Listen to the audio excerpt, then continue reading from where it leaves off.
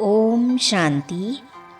व्यक्ति एक, व्यक्तित्व अनेक। इस पुस्तक में आज हम पढ़ेंगे विघ्न विनाशक बनने के लिए कहते थे। इस विषय पर दिल्ली विश्वविद्यालय से पीएचडी कर वर्तमान समय मॉस्को में सेवारत ब्रह्मा कुमार विजय भाई जी जगदीश भाई साहब के साथ के अपने अनुभव इस प्रकार सुना रहे हैं। तो चलिए आज हम इसे पढ़ते हैं। भाई साहब हमेशा बिजी अर्थात व्यस्त रहते थे और हमें भी सेवा में बिजी करते थे। ऐसी कोई सेवा नहीं जो हमने की नहीं। सेवा में तो बहुत विघ्न आते थे, लेकिन उन विघ्नों से हम कभी डरे नहीं। भाई साहब कहते थे, अगर विघ्न नहीं आएंगे और हम उनको पार नहीं करेंगे तो हम विघ्न विनाशक कैसे बनेंगे। उन दिनों यूनिवर्सिटी में प्रोग्राम करना सहज नहीं था। हेड ऑफ द डिपार्टमेंट हाँ कर देता था तो कोई क्लर्क ना कर देता था। क्लर्क हाँ बोल देता तो उसका बॉस ढीला हो जाता था। फिर सबको मिला के साथ लेकर चलना पड़ता था। नहीं मानते तो मैं पीछे पड़ जाता था कि अरे यह भगवान का कार्य है, क्यों मना कर रहे हो। बार बार मेरा आना देखकर तंग होकर हाँ कर देते थे और हम बाबा की सेवा कर लेते थे।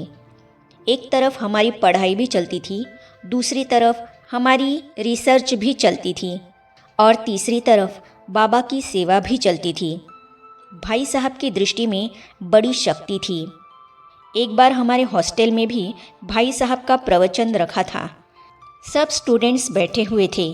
उनमें से एक स्टूडेंट था जो बड़ा होशियार था और फिलॉसफी बहुत पढ़ा हुआ था।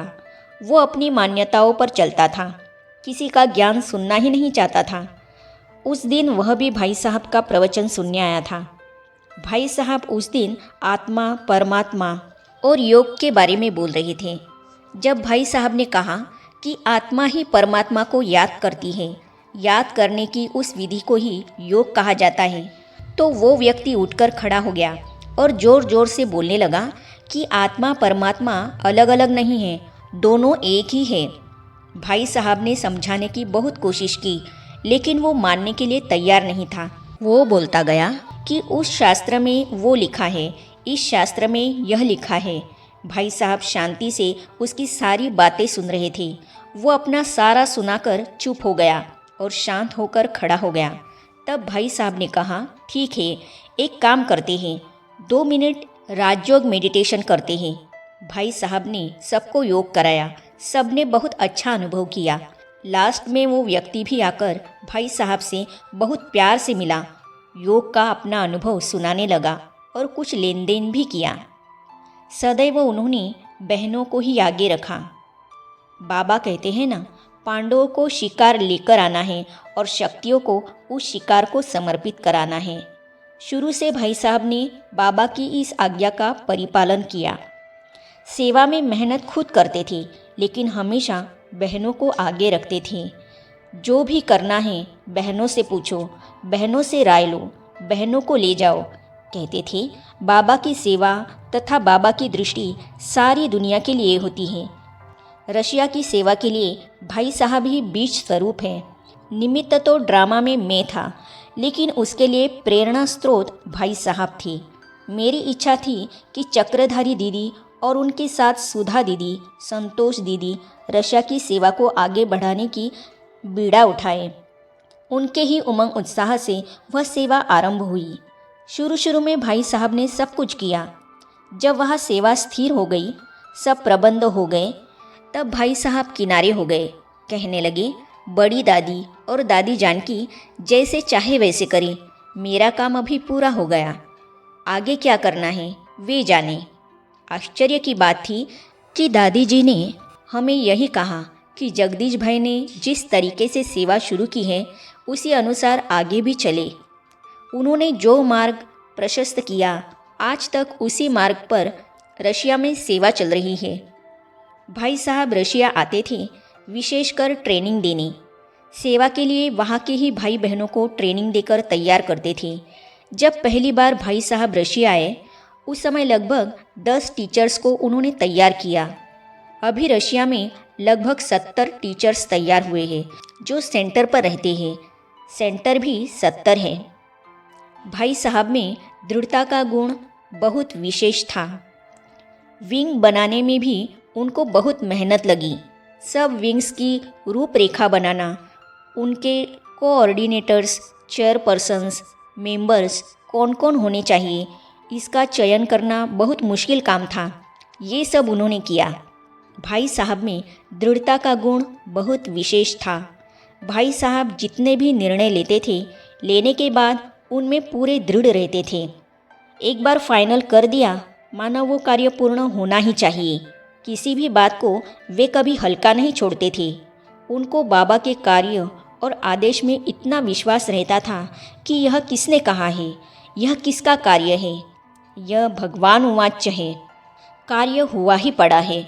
हमें भी ऐसा ही अभ्यास और विश्वास हो गया था कि भाई साहब ने कहा है, माना इस कार्य को करना ही है, क्योंकि वे कभी अपने निर्णय से पीछे हटने वाले नहीं हैं।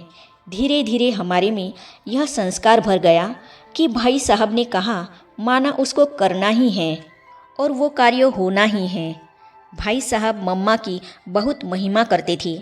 वे जब मम्मा बाबा की महिमा करना शुरू करते थे ना, ऐसा लगता था कि वे उनकी याद में खोए हुए हैं, और हमें भी लगता था कि मम्मा बाबा के साथ उस समय हम भी मौजूद हैं और उनसे प्यार पा रहे हैं। जब भाई साहब बीमार पड़े, बहुत पतले हो गए थे, सब भाई साहब से कहते थे, भाई साहब आप अभी रेस्ट कीजिए, आप हमें बोलते जाइए, हम करेंगे। लेकिन वे छोड़ते ही नहीं थे, खुद ही करते थे। साथ साथ बहुत उपराम भी रहते थे। भाई साहब के साथ रहने का मुझे बड़ा नाज है। दिल्ली में रहते हुए भी उनका सारा कनेक्शन मधुबन से था। मधुबन के सारे कारोबार में उनकी स्थिति उपस्थिति हुआ करती थी।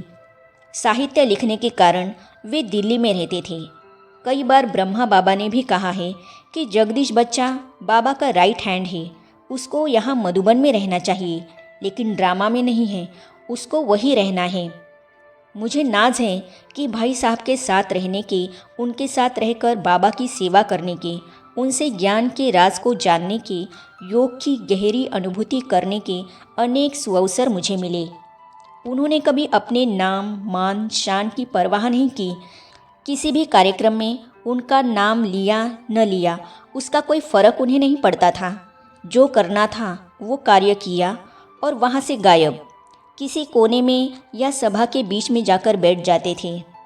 आदर्श व्यक्तित्व का स्वरूप आदरणीय जगदीश भाई साहब अपनी लौकिक नौकरी करते भ्राता जगदीश जी के साथ दिन रात ऑफिस के कार्य में सहयोगी शक्तिनगर के ब्रह्मा कुमार राकेश भाई जी उनके साथ के अपने अनुभवों को इस प्रकार हमारे साथ बांट रहे हैं। तो इन अनुभवों को हम पढ़ेंगे अगली कड़ी में। तो ये जानने और पढ़ने के लिए इस चैनल को सब्सक्राइब करने के साथ ही साइड में जो बेल आइकॉन है उसे भी क्लिक कीजिए, ताकि आने वाली सभी वीडियो और अब तक की सारी वीडियो आप तक पहुंचती रहेगी। ओम शांति।